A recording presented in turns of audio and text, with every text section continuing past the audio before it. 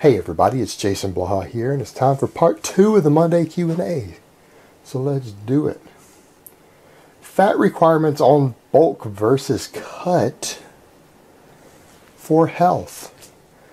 This is going to throw some people off, and I don't know, people can argue about this all day long. But I generally feel that fats become a higher priority when you are cutting for health purposes, hormonal purposes, things like that, because you don't have as much surplus energy. Your body's burning through stuff.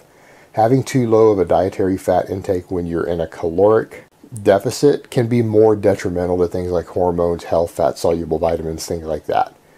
When you are in a calorie surplus bulking, fat doesn't become a big priority because the surplus calories themselves can cause enough de novo lipogenesis to get the triglycerides and fatty acids you need to build whatever you want out of them.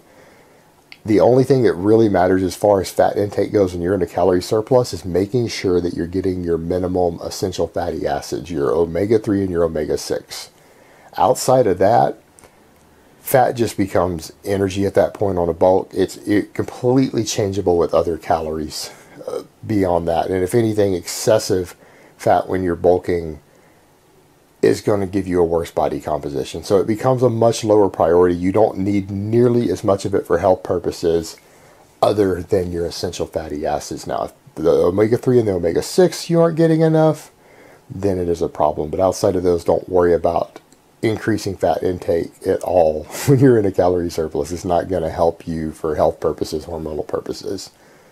But again, when you're cutting, you're in a calorie deficit, having a dietary fat that's too low can be problematic for a lot of people, particularly drug-free lifters and athletes, purely for hormonal reasons. So it's very dependent upon that.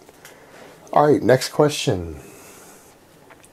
Jason, would switching squat stances be beneficial to a novice lifter, or would this be something to experiment with further into one's training? You know what? I don't have a problem with someone adjusting their squat stance as an early novice lifter.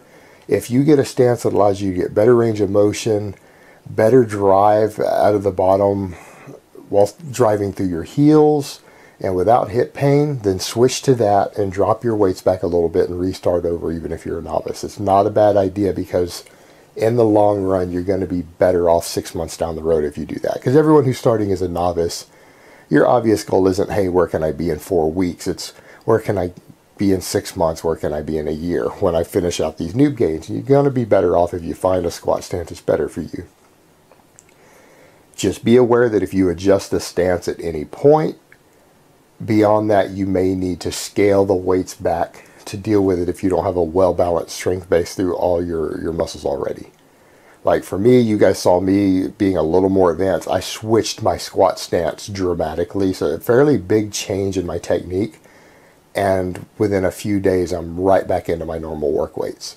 But it's because I have enough of a strength base built that it's not a problem. For a novice, you might have muscle weaknesses that cause it to really be a problem that you need to be aware of. All right, next question.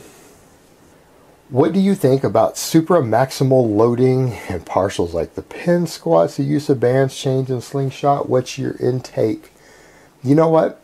I think that these things for truly raw lifters, and when I say raw, I mean no knee wraps.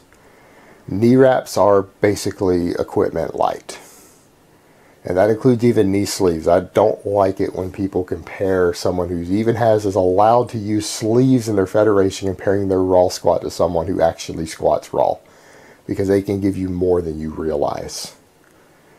If they're sized correctly, and because someone chose to not size them correctly and didn't get as much of an advantage doesn't mean that sleeves don't give you a lot. It just means they made a bad choice in their equipment and could have got a lot more inside of the confines of the rules. Now that little tangent aside, I think these things are far better for equipped lifters. In fact, all this stuff, if you're an equipped lifter, is probably mandatory. For the raw lifter, I think these things can have their uses once you get a little more advanced. I don't think if you don't have a basic strength base built, like again, going back to that point I made of 300 bench, 400 pound squat, 500 pound deadlift, if you're not there yet, you shouldn't be messing with this stuff or wasting your time with this sort of stuff. This is for more advanced guys who actually need to program it correctly.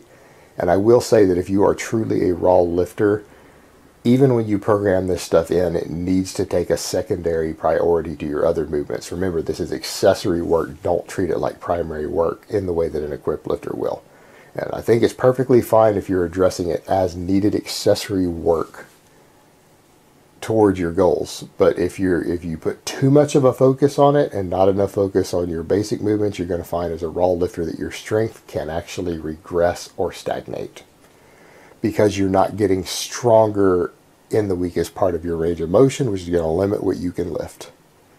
Alright guys, but that's really all I have to say on that today. I hope it has been informative, and I will talk to you guys next time in part 3.